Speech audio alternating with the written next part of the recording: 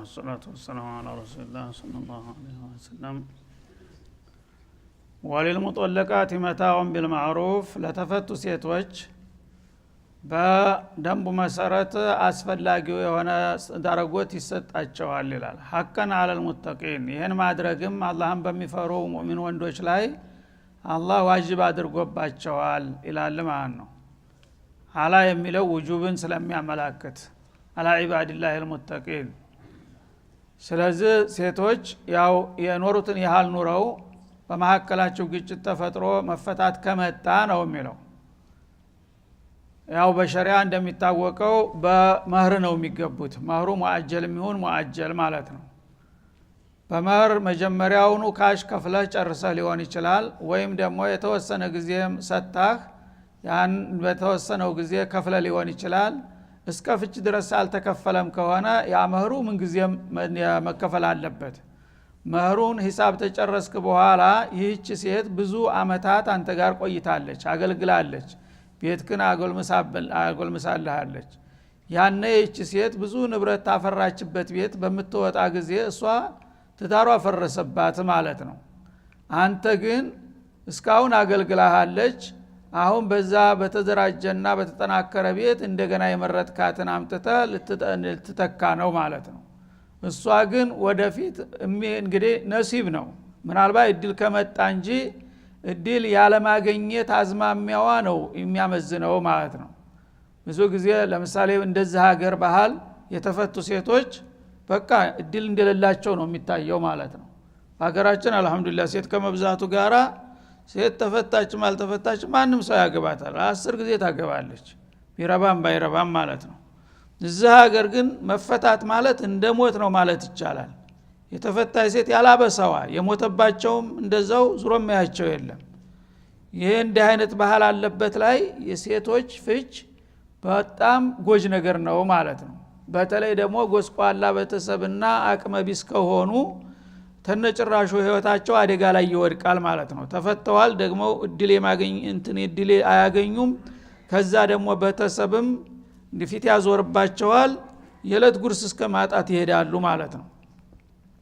ለዛ ረህሙን ራሂም ምናለ ለተፈቱም ሴቶች ቢሆን ምንም ቀደም ሲል የገባችሁትን ውለታ ብታጠናቅቁም በተለይ አቅም ካላችሁ በአቅማችሁ መጠን ጉርሻ ወይም መሸኛ መስጠት አለባችሁ ይላል። እና ምን ትፈልጊያለሽ ካሁን በኋላ ያው እኔ ጋር ሂሳብሽን ጨርሰሻል ብለህ ዝም ብለህ ባዶ እጇን ማባረር የለብህም። አላህን የምትፈራ ከሆነ እቺ ሴት ብዙ ጊዜ አገልግላለች፣ ቤትክን አጠንክራለች።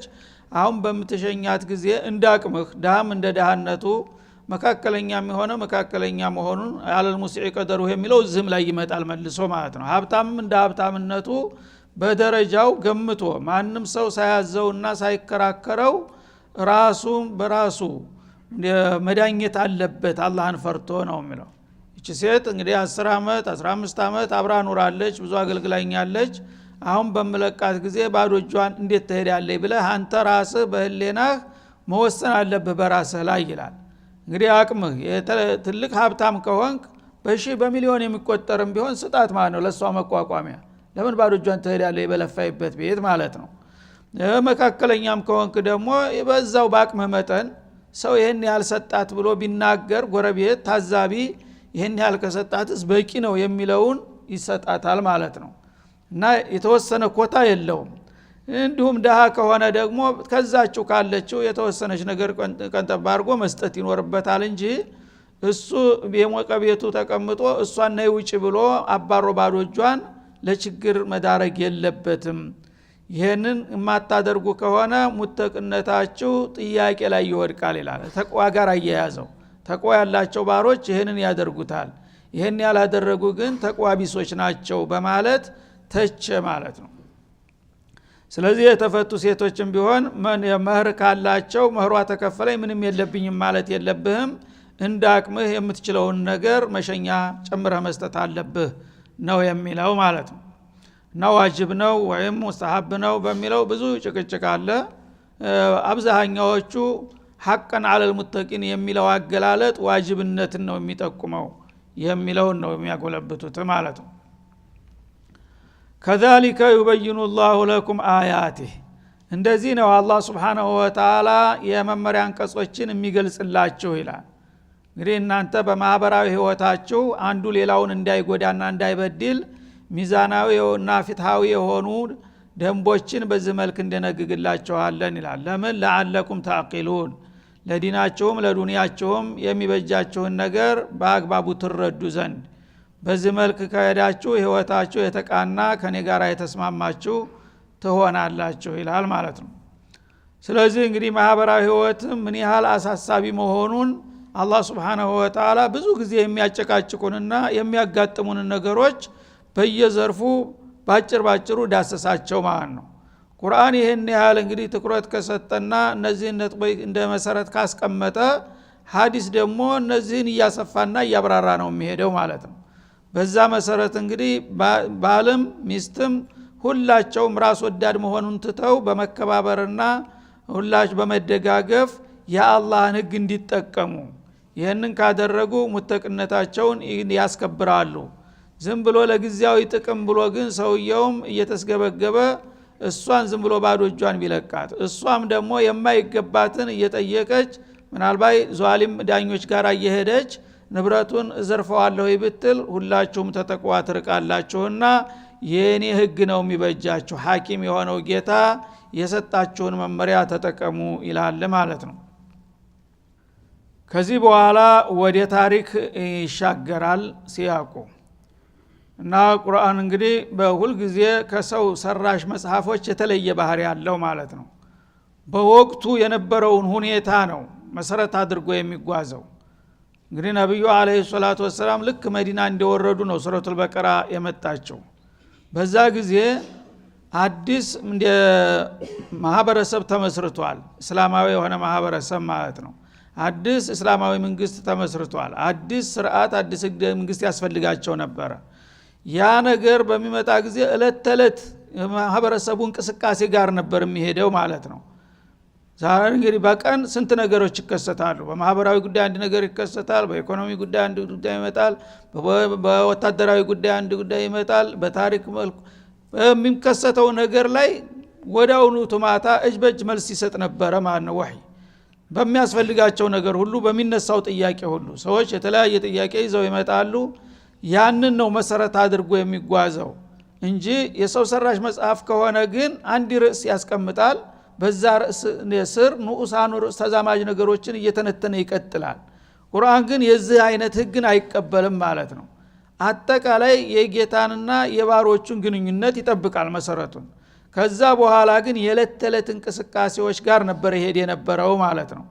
ያም ከመሆኑ ጋር ግን መመሪያነቱ ለኡመቶች በየዘርፉ የተነሱት ነጥቦች ሁሉ ራሳቸውን የቻሉ ርዕሶች ሆነው መጡ እንደገና ማለት ነው።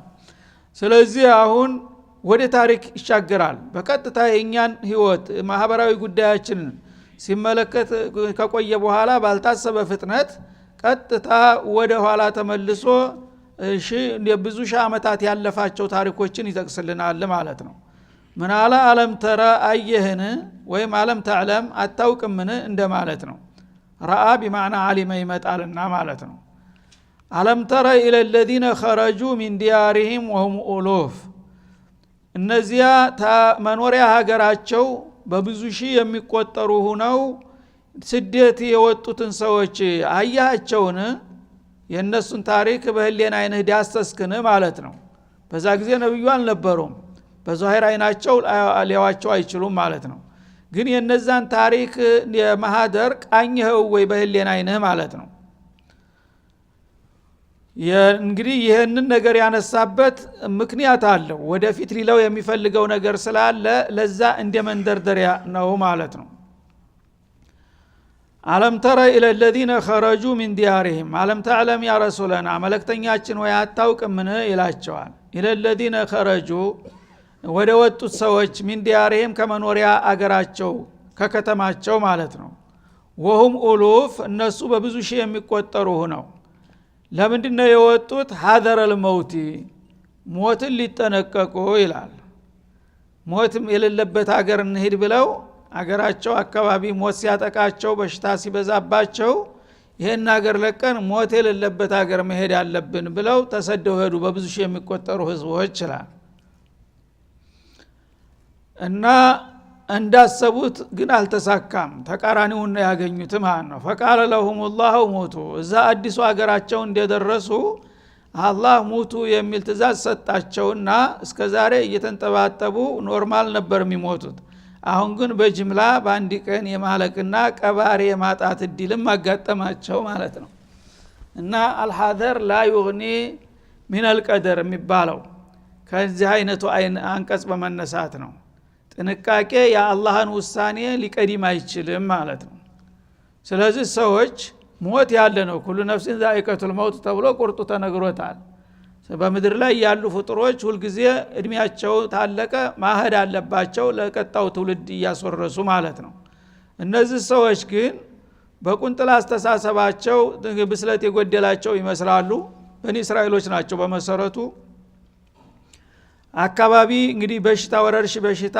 በየጊዜው እየመጣ ያጠቃቸዋል ያ በሽታ በሚያጠቃቸው ጊዜ ይሄ አካባቢ መውቡእ ነው ይሄ በሽታማ አካባቢ ነውና ይሄንን ክልል ትተን ወደ ሩቅ ቦታ ሄደን አገር መለወጥ አለብን ያ ከሆነ የተሻለ አገር ይሆንና በሰላም እንኖራለን ብለው እቅድ ያወጡ ማለት ነው ያኔ አገር ሽማግሎች እረ ይሄ ነገር ጥሩ አይደለም ከአቂዳ ጋር ሊጋጭ ይችላል ብለው ሐሳብ አቅርበው ነበር አላህ ያው ሞቱ ተደረሰ ማንኛውም ሰው መሞቱ እንደማይቀር የታወቀ ጉዳይ ነው ሞት ሸሽቶ እንዴት ነው የሚከደው በሚሉ ጊዜ አብዛኛው ያው ወጣት ሁሉ ጊዜም ይበዛል ስሜታዊ ነው ባካቸው አታስጨርሱን መሄድ አለብን የሚለው አየለና በቀጥታ ያው ተነስተው ተግፈልፍለው ሄዱ ማለት ነው እዛ አዲሱ ሀገራቸው እንደደረሱ እሰየው ተገላገልን እያሉ ደስታው ሳያበቃ መርዶ መጣ ነው የሚለው እንዳውም እዚህ ሀገር ተመጣቸውማ በጅምላ ማለቅ አለባችሁ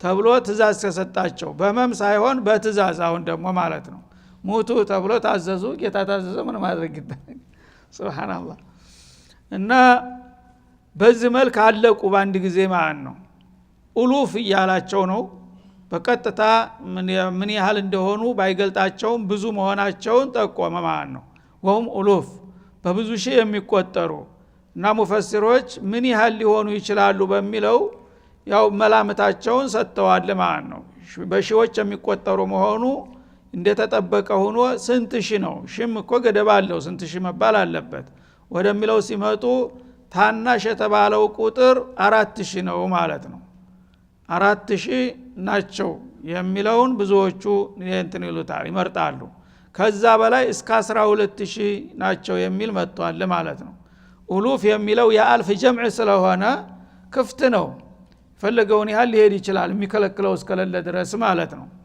እና ከ4 እስከ 12000 ብዛት ያላቸው ህዝቦች የቀዳሚ ሀገራቸውን ትተው ወደ አዲስ ሀገራቸው ኮብልለው ሄዱ ሞት ላይ ያመልጡ አላህ ግን እዛ ቦታ ሲደርሱ ሙቱ አላቸው ይላል በዛ ሁኔታ ሞቱ ነብይም ነበረ በጊዜያቸው ከራሳቸው ወገን የተመረጠ ማለት ነው እሱም መክሯቸዋል ይባላል አትሂዱ አላህ Subhanahu Wa Ta'ala የትም ቦታ ብትሄዱ አጀል የደረሰበትን ሰው መውሰዱ አይቀርም እና ይሄ ተቀደር ጋር የሚያጋጭ ማናችንን የሚያፋድስ ነገር ነውና እባካችሁ ሶብር አድርጋችሁ ብትቀመጡ ይሻላል ቢሉ የነብዩንም ትእዛዝ አልተቀበሉትም ማለት ነው ያኔ ጌታ ተቀየማቸው ማለት ነው የነብዩን ትእዛዝ በተለይ በመርገጣቸው እዛ እንደደረሱ ሙቱ አላቸው እንዳለ እመት ሆነው አለቁ ነብዩ ብቻውን ቀረ ነው የሚባለው ያን ጊዜ ነብዩ አለቀሰ መቼም መወለድ ካለ ማዘን አይገድም በጣም አዘኑ ነብዩ ማለት ነው እና ለዚህ ኡመት ነብይ አድርገህ የላከኝ ላስተምር ነው ወይስ ሰው ህዝብ ላስጨርስ ብሎ አቤቱታውን አነሳ ማለት ነው እኔ እንደመላኬ እነዚህን ሰዎች አስተምሬ ስርዓት ማስያዝ ነው ሶላህያዬ እንጂ እኔ በመምጣቴ ምክንያት እነዚህ ሰዎች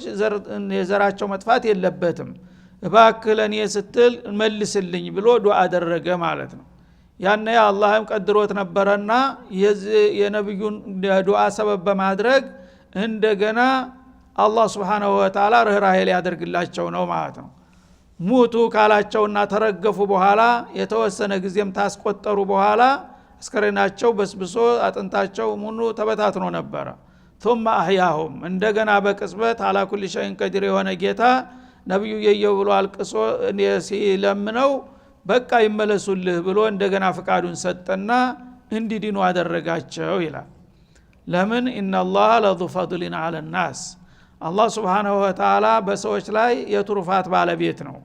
ሰዎች ያጠፋሉ፣ በጥፋታቸው ርምት ካስፈለገ ይታረማሉ፣ ግን ጨክኑ አይጨክንም።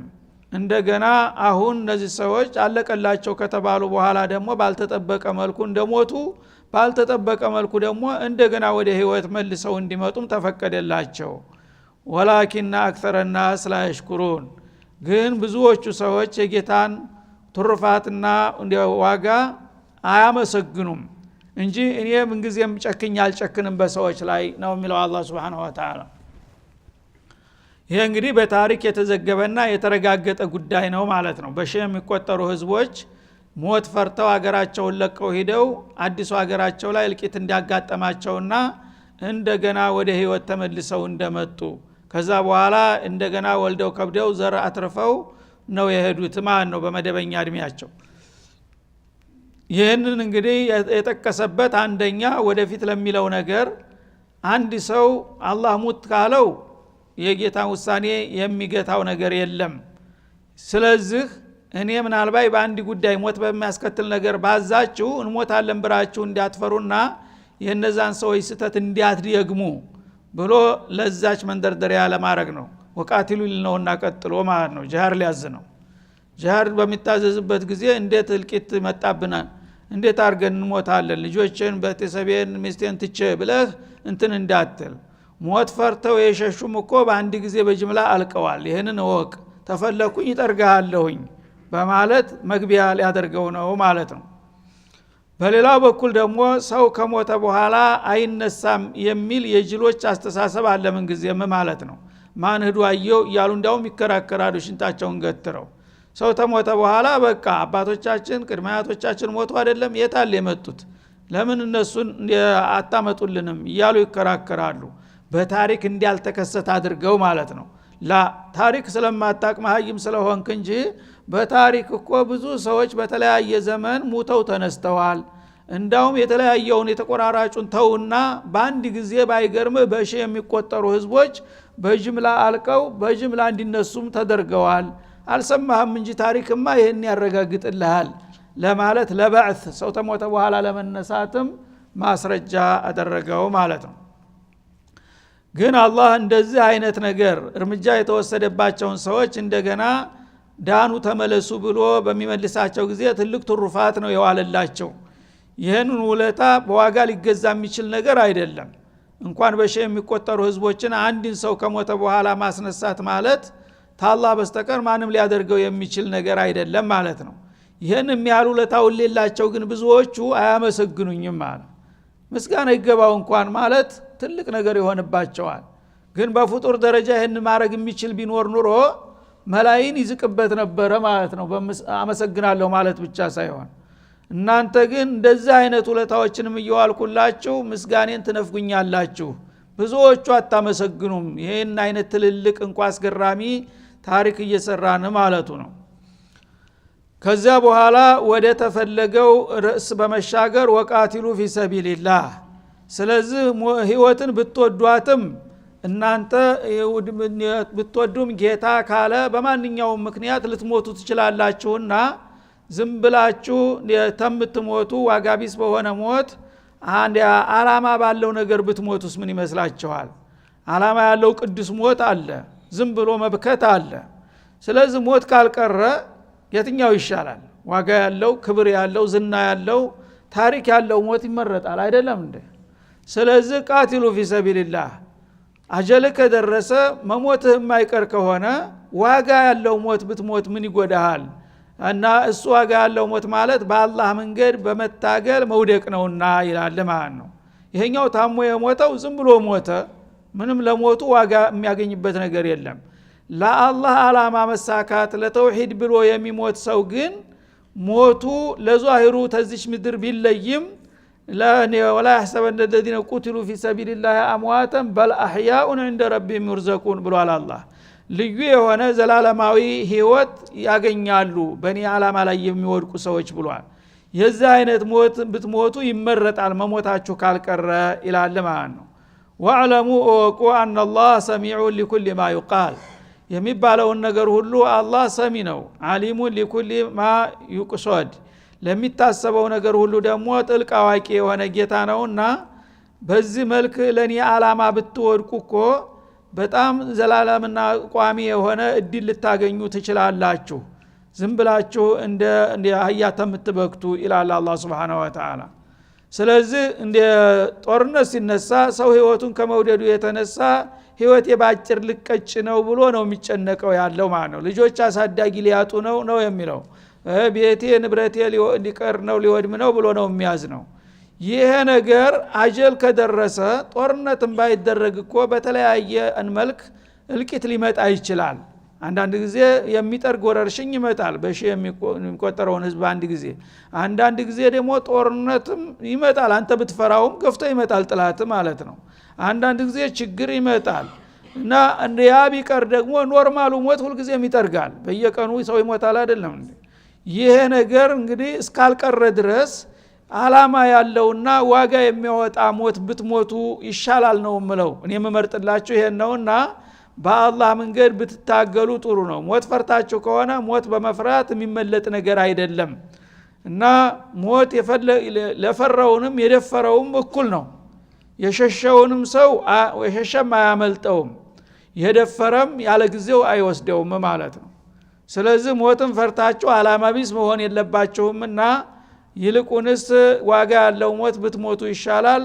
እሱም ምንድነው? በአላህ መንገድ ፊ ኢዕላኢ ዲኒላህ የአላህ እንዲን ከፍ ለማድረግ ብላችሁ ቆርጣችሁ ብትነሱ ምናልባት አጀላችሁ ገና ከሆነም አትሞቱም፣ ጦርነቱን በአሸናፊነት ልትወጡ ትችላላችሁ።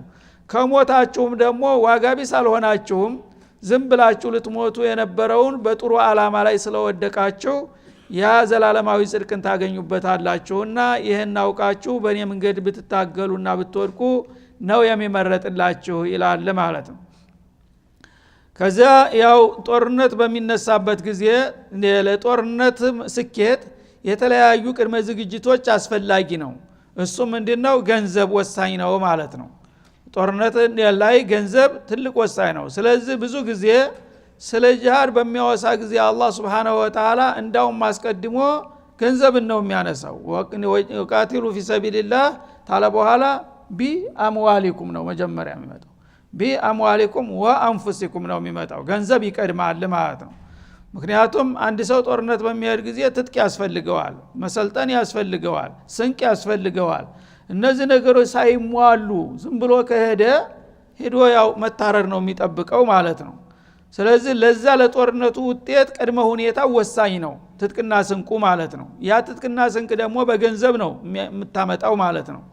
ስለዚህ ገንዘብም ትልቅ ሚና ይጫወታልና በሱም ላይ እንዲያትነፍጉ ዝም ብላችሁ ጦርነት እሄዳለሁ ማለት አይደለም። አኻከ إنما لم يكن له أخ كساع إلى الهجاء بغير سلاح ይላል እና ወንድምህን ጠብቀው፣ ወንድም ለመከራ ለችግር ጊዜ ይበጅሃል ይላል ማለት ነው። እና ወንድምህን ቸልተኛ ከሆንክ ራስ ወዳድ ከሆንክ ግን በሰላም ጊዜ ልትኖር ትችላለህ። ግን አንድ ቀን መርከብ ሲሰበር ችግር ሲፈጠር ወንድም የሌለው ወገን የሌለው ሰው ወደ ጦርነት ዝም ብሎ ባዶ እጁን እንደሚሄድ ሰው ነው ይላል። ወደ ጦርነት ባዶ እጁን የሄደ ሰው ምንድነው? ሰርግ ነው? ምንድነው የሚጠብቀው? በቀላሉ መታረር ነው ወይ መማረክ ነው ማለት ነው። ስለዚህ ጦርነትን የሚዳኘውና ስኬታማ የሚያደርገው ገንዘብ ነው። ገንዘብ ግን በገፍ ማውጣት አለብህ ማለት ነው። ምክንያቱም ይህ ገንዘብ ለጦርነቱ አስፈላጊ ሁኔታ ካላወጣኸው ገንዘቡም አንተም የጥላት ሰለባ ነው የምትሆነው ነገ ማለት ነው።